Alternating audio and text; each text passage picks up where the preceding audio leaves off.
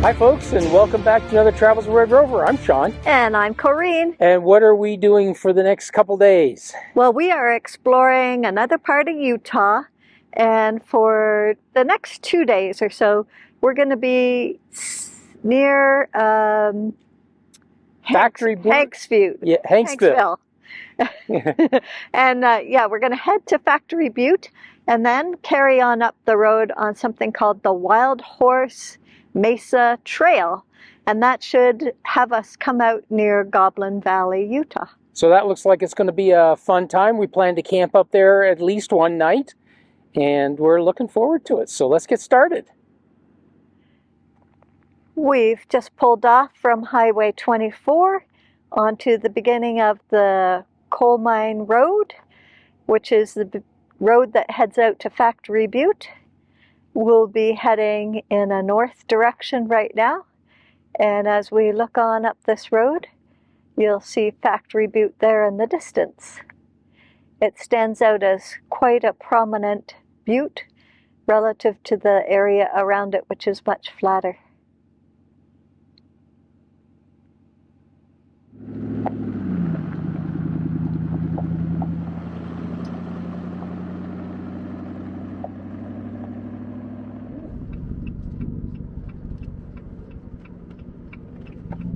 We're just doing a turn from Coal Mine Road onto Factory Butte Road, and this portion of the road gets a little bit more rugged as we head west towards Factory Butte. So we're going to have to take this a little slower.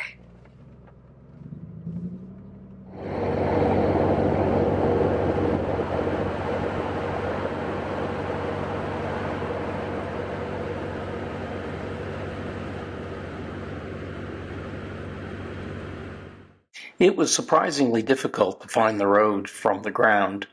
However, it was very obvious from the air, so we were kind of using the drone to find the route, and Corrine was sort of following my instructions as we moved along. Here you see her coming across a spine of the terrain. The terrain is actually a lot more rugged than you would think based on the drone images and the flat images. And she has to drive a little section that's quite off camber here. I apologize for the picture being a little out of focus. The drone was a little far away and I had to zoom in a little bit. So after she made the turn, the road comes out onto this plateau that runs along the wash. It's a little deceptive. The road looks very dry, and it is where actually we're running right now. But as you can see by those other tracks, you don't have to go far off this road to find yourself in some deeper material. Just look at those mountains ahead of us here. Absolutely beautiful. You're now coming down into a marsh area. Are we getting close to the Muddy Creek? Yep. So we may find it down in this marsh area here.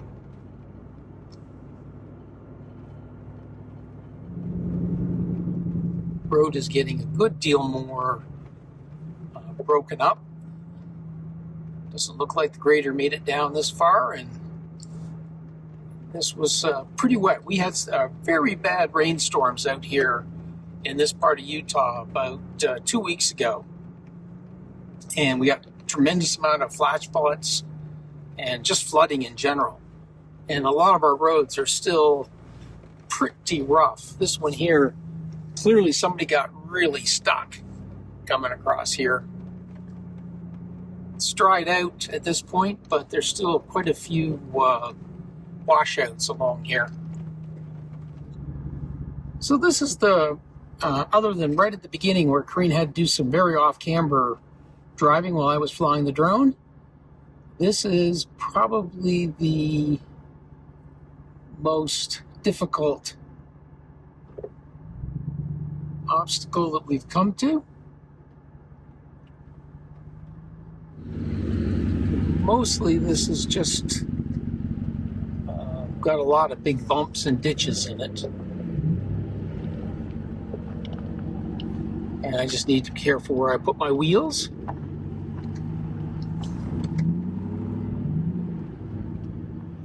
I'm not even in four-wheel drive yet. It's really not been necessary. Well, part of the hill just broke away on me. So that could have been bad, but turns out it was just fine.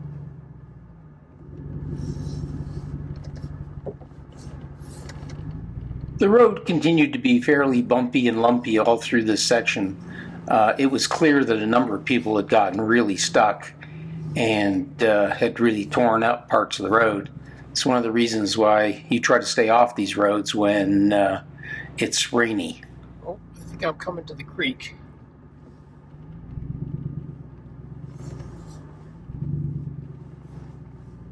It's dried out. Which is Go completely left, dried go out. Yep, that's what I'm going to do. Which is completely dried out.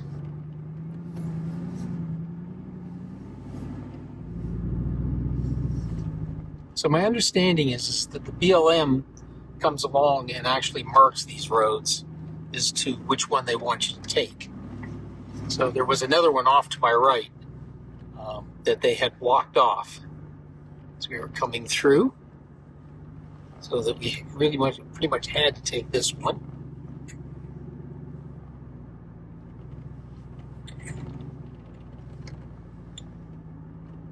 Oh, there's going to be water on the right-hand side.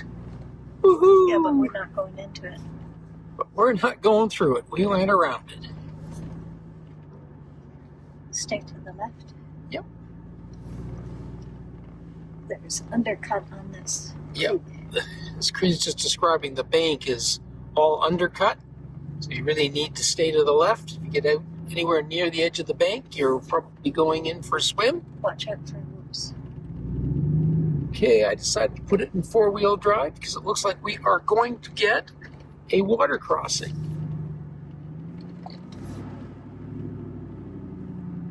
Not exactly sure where we're going to get the water crossing. Oh, there it is right there. So, it's not real deep, but it's deep enough.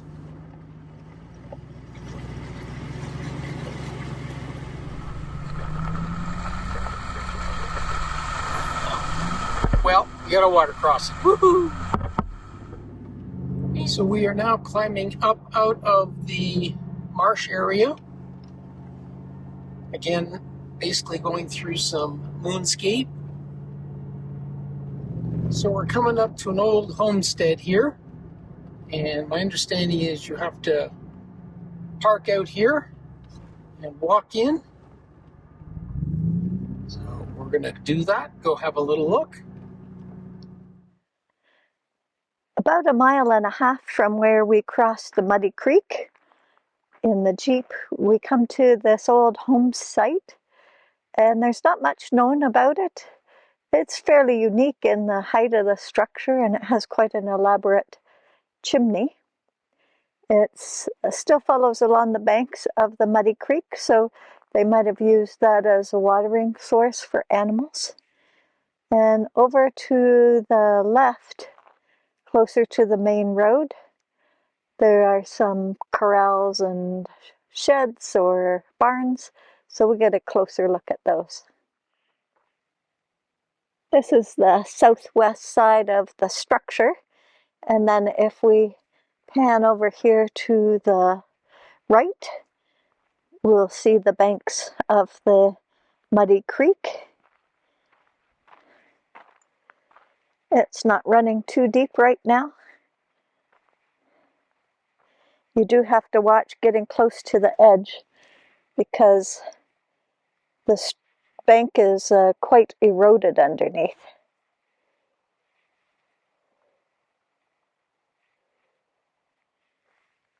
This is the northeast side of the structure, and there's a nice, what appears to be an outdoor oven area, fireplace. Might have been a nice spot to sit and watch the sun go around from the morning sun. And then as we go back to the main structure here, there's a door entrance.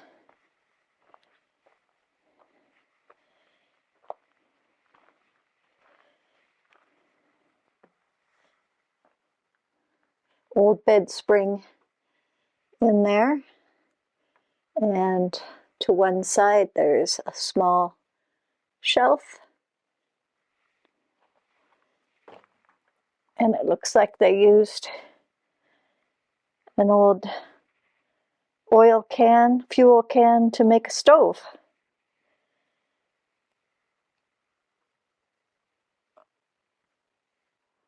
On the east side of the building, there seems to be a small corral or holding pen, and it goes back to this old shed and some other holding pens.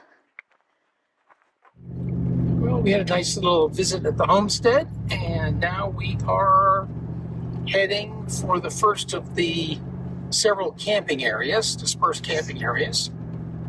So we're not very far away from the first one. So we're here at the first campsite, and it is very tiny and immediately adjacent to the road, although the views are spectacular. Don't think I would pick this unless I really needed to, but it is beautiful. There's no doubt about it. The view down in there is absolutely gorgeous. But we're going to go have a look at the next campsite. Well, we've pretty much had this road to ourselves. We've only seen one other Jeep and 2 motorcycles, both coming from the other direction. So it's been very quiet, very nice to have the place more or less all to ourselves. Yes, sir. So right now we're heading through the BLM wilderness area, hence the no drone flying right now, or drone shots. And it's a couple miles, Creed, 4 or 5 miles, you think? I think it's been 6. About 6 miles, okay. Yeah. It's not a huge piece, but it's kind of right in the middle. It's actually in some of the prettiest areas. This is almost like the Painted Hills right in here.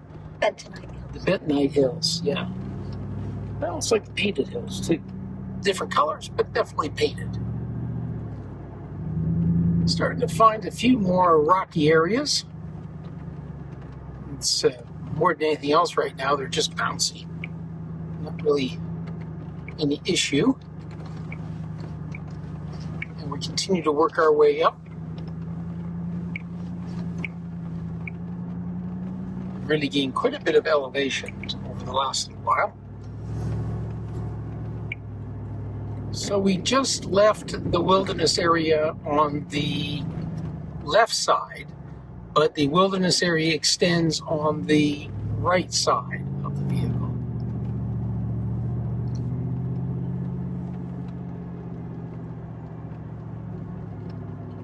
And we're still gaining elevation, although we're doing a lot of up and down.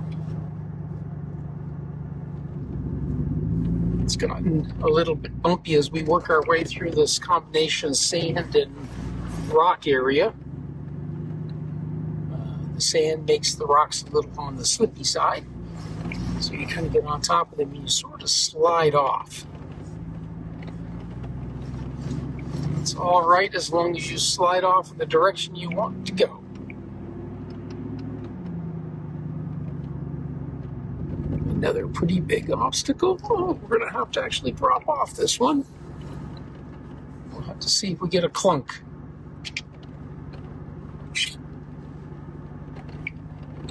Nope, no clunk. And we have found our spot for the night. It's a bit open, but it's very, very calm tonight, so it's quite nice. Well, we pulled off at a little campsite here, about 8.5 miles up the Wild Horse Road. We're just beyond the boundary of the Wild Horse Wilderness area, which extends over behind our Jeep, and behind me is not wilderness area. So we're gonna put out our chairs and enjoy watching the sunset. This is our east direction. Moon's just coming up over the horizon past the Jeep there. And as we look south, you can see the Henry Mountains in the distance. And to our southwest, just the profile of Factory Butte out there. And then our sunset will be in that direction, which is the direction we drove up from. So we're just gonna relax for a little bit, probably have an hour and a half to sunset, and we'll see what the evening brings. Corinne and I are all set up to watch the sun go down. It's gonna go down way over there, but it should be a beautiful sight. Our campsite here could accommodate maybe 3 vehicles if you're chummy, 2 if you want to get a little space between you, but you're still going to be in viewing range of one another. It didn't take us too long to find a nice flat area, so we got set up pretty quick. Corinne set up this lovely time lapse while I tried my best to get some nice sunset photographs.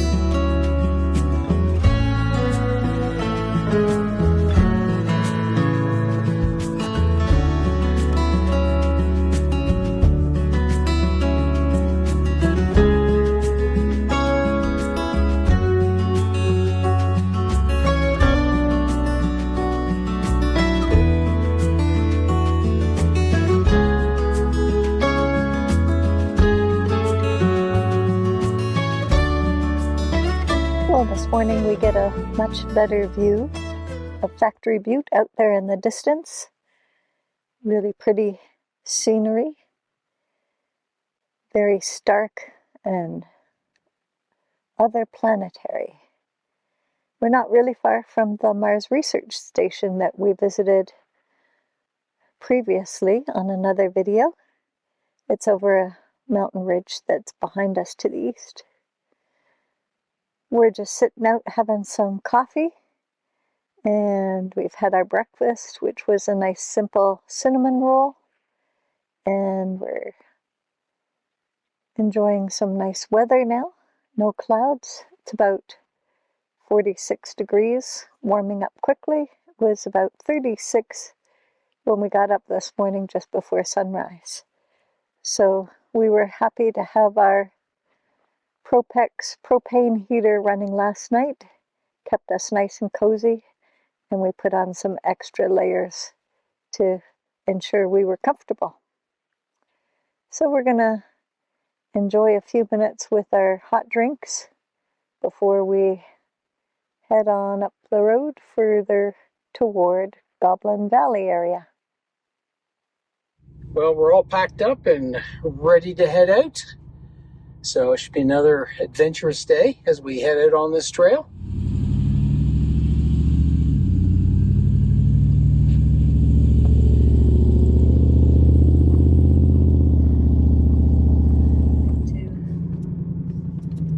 The little section from our campground or campsite to the wash, which we'll get to in about a mile or so, was really quite bumpy. Lots of rocks sticking up.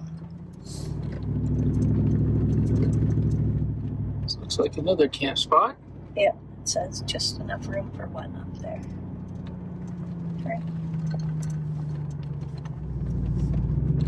So we're back up on the rocks, and they're quite good at shaking us around a little bit. That's not too much of a big deal. So we got a really steep little section here, I actually put the truck in low.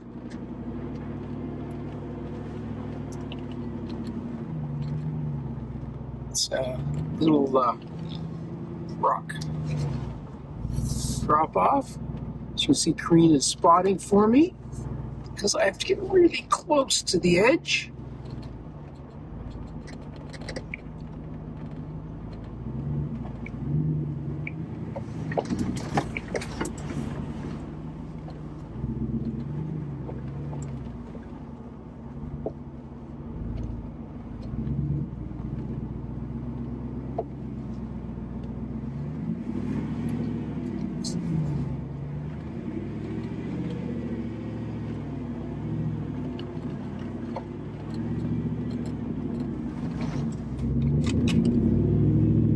Stay right.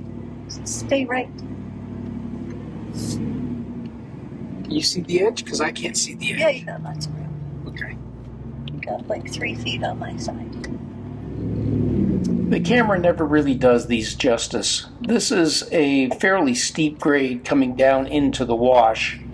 Almost the entire rest of the trail will be in this wash, and we'll come out at Goblin Valley State Park at the end of the wash. Okay, we are needing to stay straight.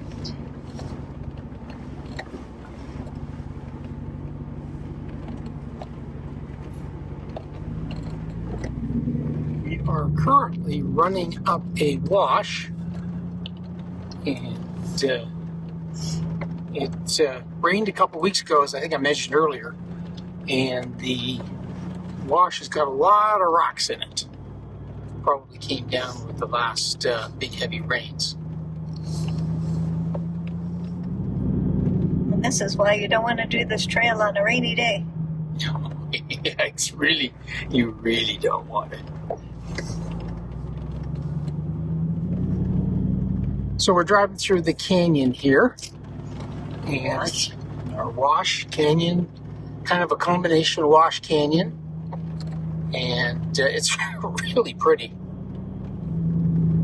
Got a nice smooth road, which is nice.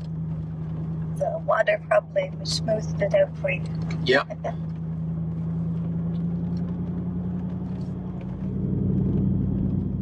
The road smoothed out, we were able to pick up speed a little bit, and we cruised through this whole part really quite quickly.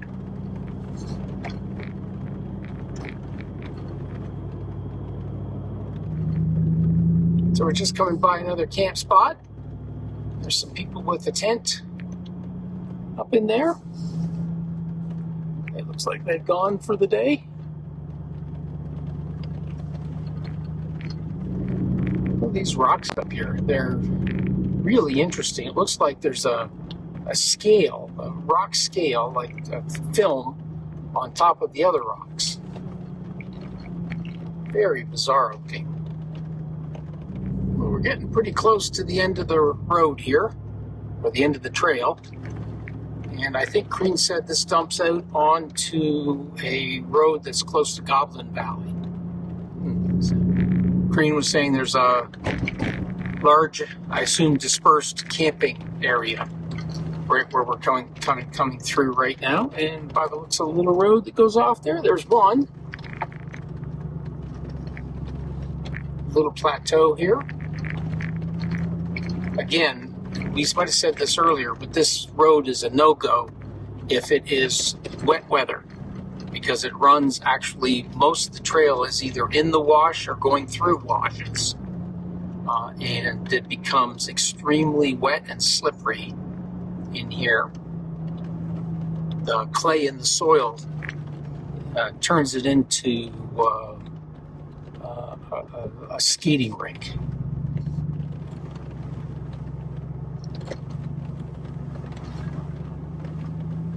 We're also driving with aired down tires. Makes it a little more comfortable. Didn't really need it for traction, but it definitely makes it a more pleasant drive. Our trail. So we just went by Wild Horse Arch Trail. And I think Kareen and I've actually hiked that one once before. Pavement, do you want to error? This is the trailhead parking area for the Wild Horse Trail. There's a restroom up here and a map. The trail goes to a fairly significant slot canyon, and one of the features of this is that it's very family friendly, not a difficult hike for younger folks.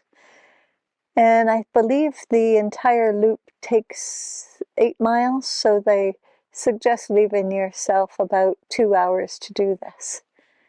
It's a beautiful day in fall today, much cooler.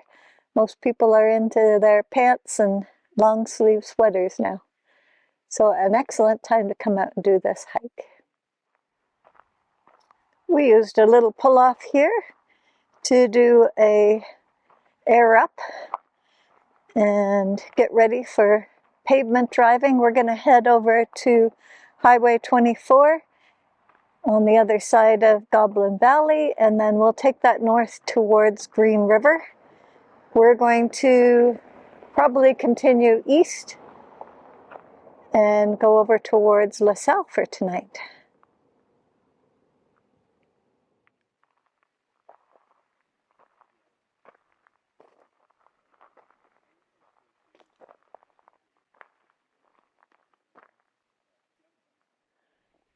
So, Kareem, what did you think of the trail? That wasn't too difficult. There was one, well, maybe two challenging spots. One where you cross the muddy creek, but it was running pretty low for us this time. And then the rocky drop. Yeah, coming after so if you're coming from 24 coming this way, and you get the creek first, the creek was fine. Mostly the issue with the creek is that it had rained a few days earlier, and the approach and the exit were kind of mucked up, but otherwise the creek was straightforward.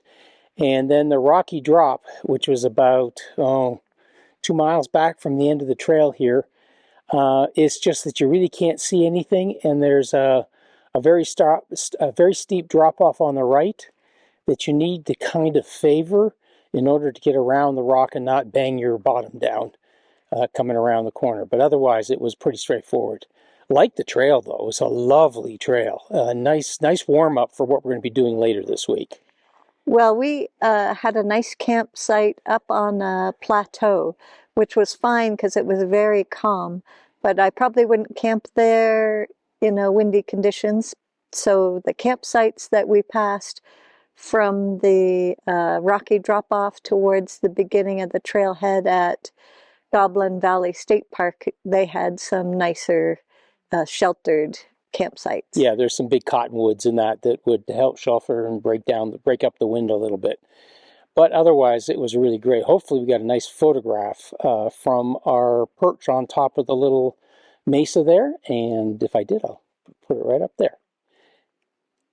Well, folks, we're going to bring this little trip to an end. We sure hope you enjoyed it. And if you did, please give us a thumbs up. And if you'd like to see more of our videos, go ahead and hit the subscribe button down below. And if you haven't subscribed, we encourage you to do so. You can also hit that notification bell. Then you will be notified when a new video is published.